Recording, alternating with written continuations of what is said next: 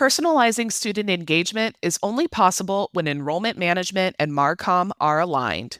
At Abraham Baldwin Agricultural College, Ryan Hogan's team uses Element 451 to improve student outcomes.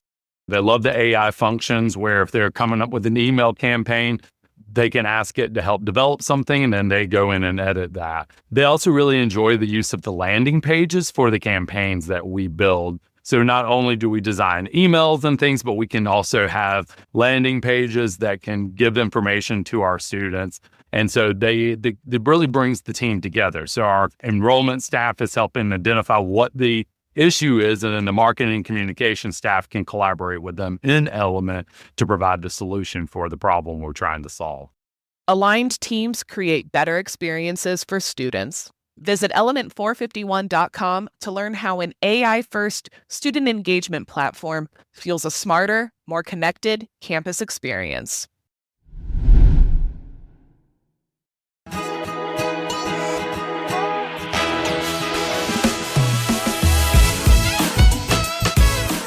Welcome to In Your Element, the podcast that unlocks practical wisdom in higher education, where leadership meets real talk.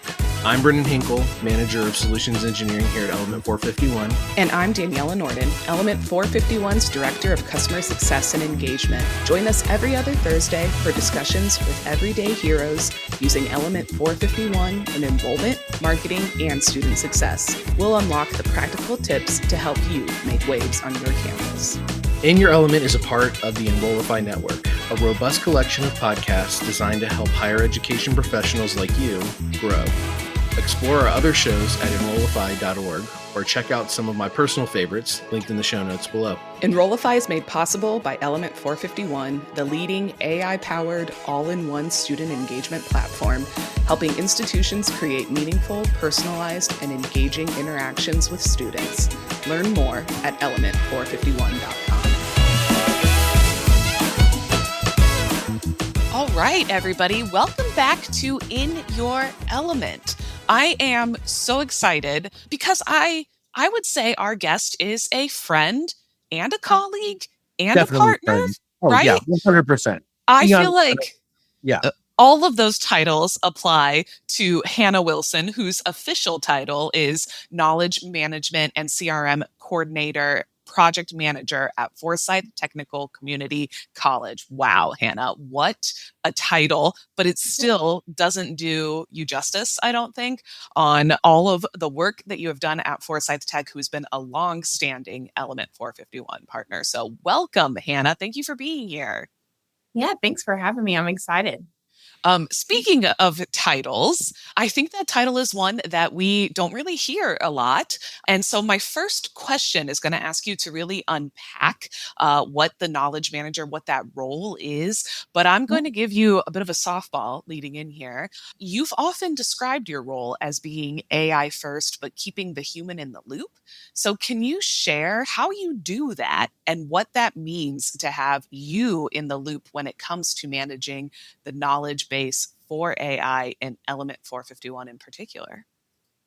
Yeah, for sure. So when we kind of looked at this a couple of years ago, there was just kind of this, we use that knowledge gap term all the time. So there was a gap for this role of somebody needing to come in and really curate our knowledge base and make sure that it's staying up to date at all times. And so we have kind of really built that being AI first, let our agents answer, let our agents have the opportunity to do all of those things and give the student the answer, but having the human in the loop to when maybe it needs a little bit more, it's a sensitive conversation, or it needs information that maybe there is a gap in the knowledge base that I'm there standing by, ready to update and assist. I don't do it alone though, because we have an amazing student care team that is there in the conversations, ready to answer at any time, and will kind of tag me in to be like, hey, I think there's something missing. It didn't give this information correct, so that then I can go in and fix it on the spot when I'm tagged in and make sure that hopefully is the only student that gets that incorrect information, and we can just fix it. And that's kind of where that was all built out of, is just making sure that it stays up to date and be able to make sure the student experience is as seamless as possible for them. That's awesome. So I need to let listeners know This was a session during our Engage Summit that Hannah led, and I kid you not, I pumped this up at the beginning of their session when I introduced them, and I will say it again. Whenever you talk about deploying an agent workforce and AI agents in general, the most important part of that process is the foundation that you build, which is the knowledge base. Hannah has done it in a way that I was listening to her session. I learned some stuff, right? I've worked here for 4 years and I'm like, whoa, okay. All right. So that's a good tip for people to use. That's a good one. So like, these are all core fundamental elements of what people need to be doing to make sure that, yes, we're adopting this new transformative approach of an AI workforce, but why is that so important? What are some must do's for other schools, Hannah, whenever they think about this and they start implementing and starting to build this thing out? Yeah, for sure. So, first of all, I did not thank you well enough at Engage because it's like the lights turned on and my brain went, what is happening? So, thank you for the pump up again, a second time. I appreciate it. But really, I think when you look at like what are the key takeaways, there are things that are built in element that are ready right there to help us kind of get started when we're building that knowledge base. That being folders, categories, all the things that you can add within each individual source that you guys have made it so easy, when we're building also the ability to filter by different categories or folders or, okay, has something been learned or not learned? So all of those tools built in element are key and very helpful. But a few things that is kind of just advice for best practices is definitely number one, absolutely auditing is key.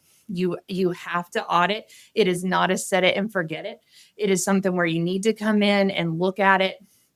In the beginning, I was doing it so much, right? Like every day, every week, kind of feeling like I'm doing a total audit. But now it's moved to be, by semester. I do the whole thing by semester. And one way I've been able to keep up with that and shared at Engage is I use tags within the titles of the sources. So those can be broken down to long-term, short-term, time-sensitive, seasonal, things like that, as well as program, resource, policy, and things of those nature. So one source may have 3 different tags within the title, but then I can also filter and search by those things and pull everything up that's short-term all together and be like, oh, let me move that out. We don't need it right now. And a new thing that I just recently had started as well is having a tag for updated and then the date so that I know that was the last time that was touched. So it's like, oh, well, we just touched that yesterday. It's fine. We can just overlook that. Yeah. So that's been just a few little things to keep it as up to date and easy to access as possible. You're playing chess. You're not playing checkers. Right. And I'm here for it. I'm totally here for it. You're not just slapping a bunch of information in there because can you do that really quickly and see results initially, like good results initially? You sure can. But long-term success and management of the knowledge base, you've honed in on how to do that successfully. And that's incredible. So I'm going to ask a follow-up question here off my initial one. What kind of impact have you seen those efforts that you've made kind of come to fruition? Yeah, I think we've seen it so much with just the ease of a student asking the question to where maybe those used to be some hiccups in between where the information wasn't there. We didn't know why it wasn't finding it, to where we're seeing more consistent every time. We're pretty much, I think we're at like 80% of agents being able to handle everything. So that is coming from the knowledge base being, pretty much as updated as possible. And the goal, of course, is the student asks the question, they get the right answer, it pushes them to apply or reach out for assistance or whatever that is. So that's the end goal. That's the seamless transition we're looking for. And the more that we're in the knowledge base and organizing and moving things and making sure it's as up to date as possible, the more seamless it is for the student as well with their experience. What I love about this is how intentional you are. So even just like using a naming convention allows your student workers to come in so that they can see, when things have been updated and what that looks like. So you've been really intentional about, we always say there are 3 C's to the knowledge base: clear, curated, and concise, right? So you're being very intentional about how you're building it. One of the things that you and I talked about before, and I did not get to attend your session, I was doing a session too, and I'm really bummed. But all the recordings from Engage are now out there, so we will absolutely include your session in the show notes for this, so everybody can watch it. But one of the things that you talked about was how you actually have left gaps in your knowledge base. You don't want the agents to know some things, and how this has been a strength for you all. Tell everybody how you're thinking about that, why you're intentionally creating those gaps.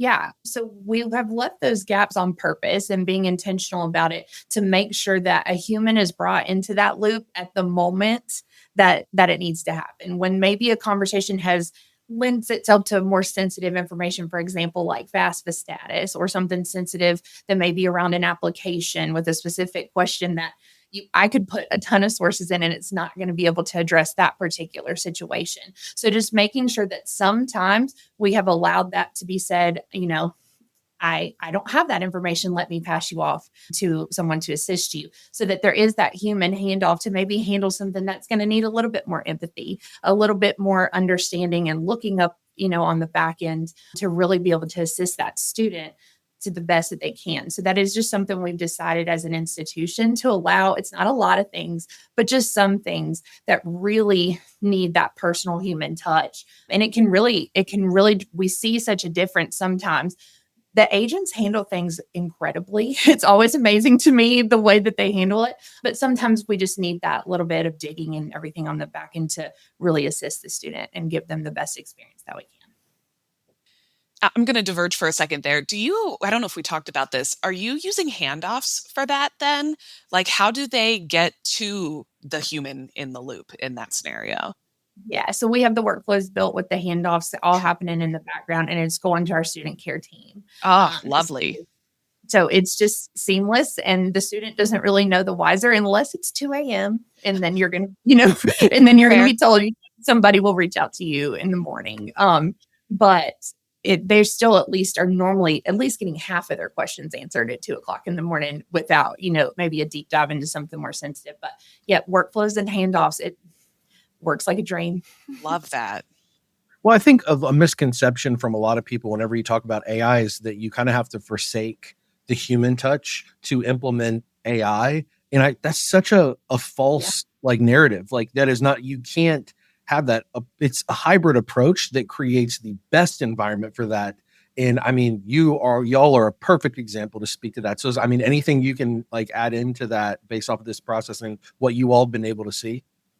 Yeah, absolutely. I think because we have, me looking at it all the time, but because we have a whole team, student care really in it, we can just really see how important it is to, yes, they're answering a lot of the questions, they're there, but there are just things that it cannot do, which some of that is the auditing on the inside and making sure that everything is correct and that the testing times may have changed since we had that on that webpage and all the things. So it's always important to also have that person in there updating, but also reading over conversations. Do we like the way that that's being worded? Are we okay with that? Do we want to change it? Are students responding to the way that we've set this up to answer? So having those humans that have emotions and feelings and can read it in that way and read the student's response to go back in and say, okay, let's tweak that. Let's tweak how we have this source and make sure we get the wording to where the student is feeling comfortable and getting the answer that they need. Yeah. That's But awesome. Hannah, one of the things you mentioned too was how your bots do have personalities. And I remember actually maybe walk us through the personalities, because I remember us talking about the cares bot and the tone that they use. She, he, we tend to personify our bots. And Yeah. Blaze bot, who I know is one of the only female mascots out there. Yes. So Yes. well, holding down the fort there. But talk about the personalities of the bots and then tell everybody about your bad bot, because I love this concept of a bad bot and what y'all I've are been doing. itching to hear about the Oh, bad this bot. is a good one. This is a good I've one. been itching to hear about it. Okay. I'll start with the persona and then I'll go to the bad bot because it is so much fun. That was such a fun experiment, I guess. But personas, so specifically, we'll use CARES as an example.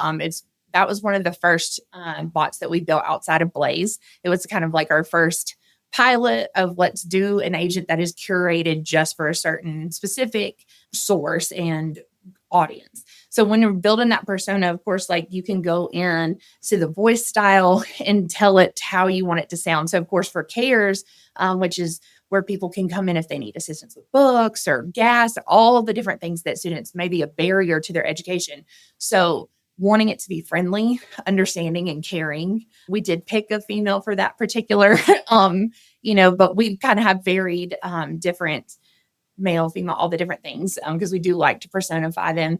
But she is only curated with those categories that are related to CARES. So she doesn't have the whole knowledge base. She couldn't really tell you how to turn in your FAFSA or whatever, but she's going to be able to tell you, hey, we're here for you. We're here to help you. Here's the information that you need. Here's the phone number, all the different things to really just make sure that she's so gentle, she's so kind, and everything's built there. And then also making sure that your internal descriptions when you're building a persona is on there so that a handoff can happen appropriately, and just kind of letting, the internal back end of Element know, hey, this agent is here for CARES, please tag her, and all, those type of things. And so that's kind of how we kind of look at our personas, because we have different ones for continuing education. He's a guy, I can't remember his name right now. They all start with the letter B. It was a thing I did in the beginning when we had Blaze. And so now they're all B names. Cute. I like it. Which is perfect, right, Brendan? I'm expecting a Brendan at some point. I'm just saying, I'm expecting one. I have to build one this week. So you know what, Brendan, it is. We will do that for sure. But the bad bot came out of planning our Engaged, everything with Michael Stevenson, who was absolutely amazing and was so wonderful to present with. But we were having conversations and I was like, Michael, what if I made a bot that just had all wrong information in it? And it just was not, it couldn't answer the right questions. It couldn't do anything. And let's just see as a real life example of what happens when you kind of just chuck stuff in there and see what you're going to get. And every single time all she really knew about was like library information. And so when you're asking about, applying or anything, she was just like, I have no idea. I named her Trixie because I thought it was fun. Like Trixie, a trickster. gosh darn it, Trixie. Never has the right answers. Never did. But it was just a fun example and kind of like a good little process for me to be like, see, this is what happens if you're not in there looking at everything. So wow. So many of our partners get so stressed out about this because they think that they have to nail it out of the gate. And it's so nice to hear an example of like one, having fun and exploring and just kind of, seeing what you can do out there. And also just to kind of poke fun, at the whole process and see what it is. So I love that. It doesn't have to be all serious all the time, No, sometimes you got to name your agents Trixie and then name another one Brendan. Like it's one of those things you just got to have fun with it. You just got to do it. Like whenever they're like, well, they ask all these like intense questions and like use case and features and all those things. I'm like, listen, have you ever been in a platform and you had like fun using it? Like, and they're like, what? And I'm like, our platform's fun to use. Like it's fun. Yeah. You don't have to know any programming languages or coding, and you can just go in here and you get to interact with this technology that is just fresh to not just higher ed, but the world. So it's very fun, and it's so cool to see. And when you have fun, like you all are, you're able to uncover the impact that it can have, and then you're a lot more comfortable in using it. So that's awesome to hear. Part of it too is you can tell it what to do. So like Hannah, you guys are controlling what you want it to know. You're prompting the agents with what you want it to do. Like Yeah. you can literally just type it like, Trixie, stop getting this wrong, you know? So your ability to control that, like, stop talking to Brendan, you're not doing this correctly, I think relieves the pressure too, you know, being able to control that. I'm here for Trixie's redemption arc at some point. I say we redeem Trixie at some point, and she just comes in and she can start making an impact, you know? Next year's Engage. Next year's year, Engage, yeah, we'll present on Trixie and her whole redemption arc. Yeah. Oh, my it's beautiful.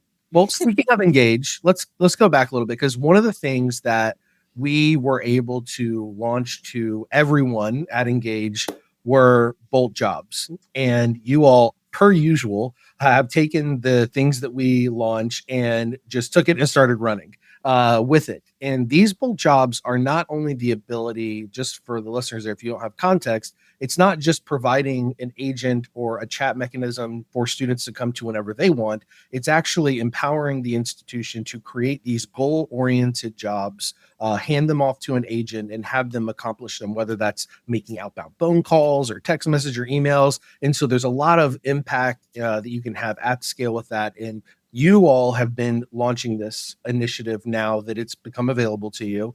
And I just want to hear all about the things that you've seen since you've been started using it, the impact that you've seen, and just like any insight or even analytics, anything you have that could showcase like what you all have been experiencing. Yeah. It has been such a game changer, to be honest, because one of the things, of course, not surprising that somebody that lives in a knowledge base all the time. I'm a data girly at heart. I love good data, a good conversation about it. But to see all the data on the back end when it comes to like things like, okay, when is the student engaged? When are they opening emails? When are they opening and responding to conversations?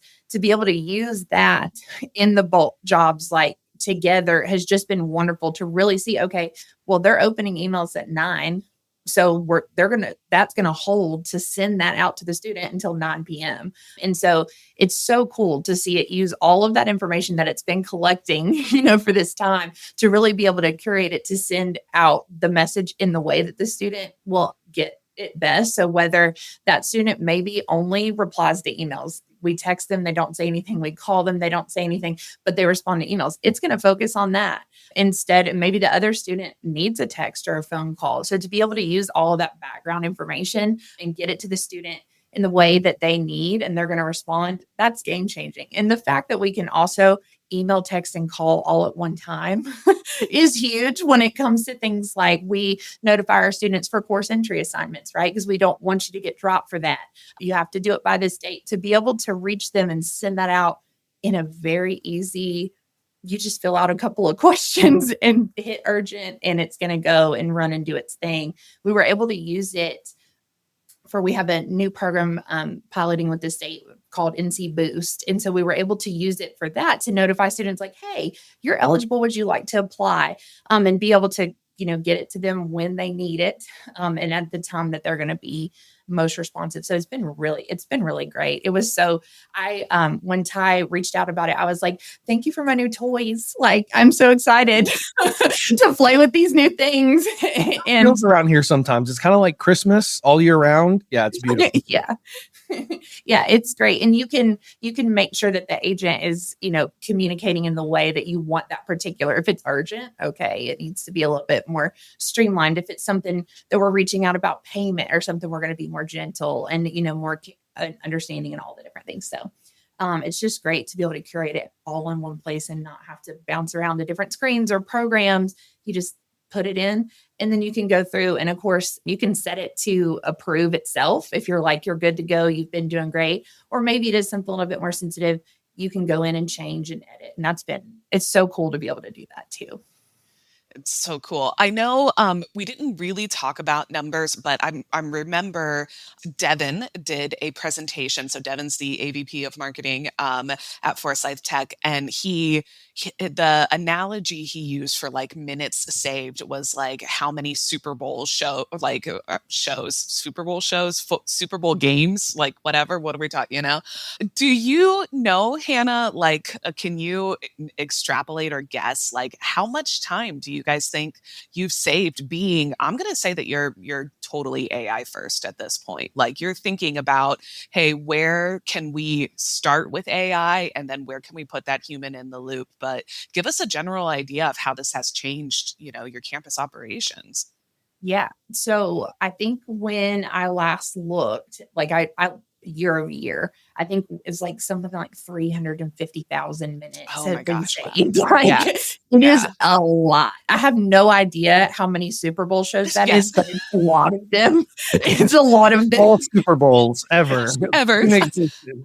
I was all like, of use Gilmore Girls episodes, like, use Era's tour, like, like Devin, speak my language here. But I remember it being like, because, Super Bowls take forever, it being a lot of Super Bowls, but 350,000 like minutes, that's just, and it continues to grow, right? Yeah. All the time. And then of course we're seeing, we're right at that 82% of AI handling everything Amazing. first, which is incredible. It's been so exciting to see that. And when it goes up a little bit higher, I definitely geek out about it. It's just really great. But also we're seeing, where knowledge gaps, of course, are reduced. So all the things that like sometimes you want the number to go down, right? And that's definitely one of them as well. And of course, seeing handoffs be less. Sometimes going lower is what you want to. So yeah, it's been, and of course, I think we had like a 25-30% reduction in call volume as well. And that, of course, has really helped the student care team to be able to handle the students that are walking in the door instead of having to pick up the phone. So it's just been great all the way around. That's crazy. So let me ask you a question. And this is one that I'm kind of just hinging off the past conversations we've had, but it's, I'm curious, what kind of jobs are you doing through Bolt Jobs? What kind of ones are you running right now? So right now, I still have Boost that's going because people become eligible, every day as they apply. And then we've done some apply like campaigns to specific lists or segments. We have every plan to do like CEA, so that course entry and payment as we're getting really close to fall. So it's going to be really busy in the next few weeks of like agents and approving conversations and everything. But that's kind of what we've already done, but we're kind of moving into that more specific niche, getting ready for the semester and being able to utilize it in that way, as well as we have like, they need to vote for, student positions and things like that. So being able to reach out and not really having to do a lot of legwork and just letting the agents take it is really helpful. Because this time of year, everybody knows in higher ed, like it's crunch time. It's crunch time. So having these agents as partners, and that's how I view them, is we're in this together and really just being able to make the best to save time and to reach the student the quickest and easiest that we can. Amazing. All right, we're going to ask you your the traditional question, but I'm going to guess that you're in your element when you are being efficient. But I don't want to speak to you, Hannah, because I don't want to speak for you. I don't want to put words in your mouth. But this whole episode has been an episode on efficiency. But Hannah, tell everybody that I am wrong or that I am correct. When are you in your element? So honestly, I feel like I'm in my element when I'm in elements. That would be my answer to that. We love that. When I get to just spend, a few hours uninterrupted, getting to be in element, fixing things, looking at things, finding data, whatever it is, that's when I feel most in my element. But I think if there was a secondary to that, it would just be putting the puzzle together. That's how I view it. Like it's just a big puzzle. And sometimes maybe the piece just needs to be flipped around or we're missing one. We got to find one that's going to fit. So yeah, for sure. But when I'm in element. Element's all about efficiency. So technically I was All still about right, efficiency. right? You're No. so right. You're 100% right. You're 100% right. Oh my gosh. Hannah, this has been such a pleasure. So excited to see how you guys continue to use Element, the platform, the agents, the jobs. We'll have you on again. We are the only podcast, believe it or not, who hasn't had Devin on yet. So Devin, get ready. We'll probably reach out to him. And we'll make sure to share your session from Engage too, because everybody just needs to understand the importance of having this knowledge base, having this curated knowledge hub, and there's a difference that it makes in everything you talked about, all those numbers going up and down when you need them to, all the students y'all are helping. This has just been such an awesome showcase. A true masterclass. I mean Yeah. it. And thank you again, like she said. And yeah, Forsyth Tech will never be a stranger on In Your Element. So we look forward to what you all are doing in the future. Thanks, Hannah. Thank y'all so much. It was great. In Your Element is part of the Enrollify podcast network. If you like this podcast, chances are you'll like other Enrollify shows too. Our podcast network is growing by the month, and we've got a plethora of marketing, enrollment, and higher ed technology shows that are jam-packed with stories, ideas, and frameworks, all designed to empower you to be a better higher ed professional.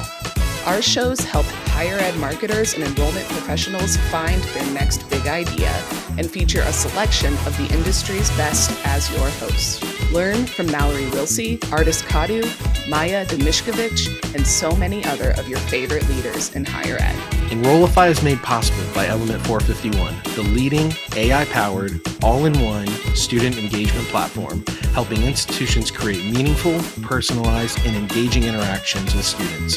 Learn more at element451.com.